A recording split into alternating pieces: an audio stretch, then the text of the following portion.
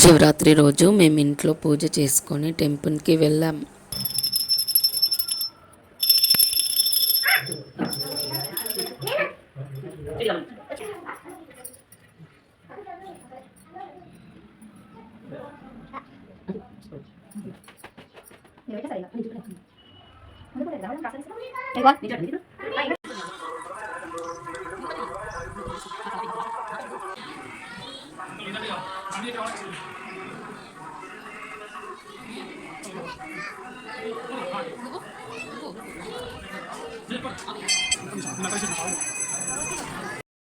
టెంపుల్లో దర్శనం చాలా బాగా జరిగింది.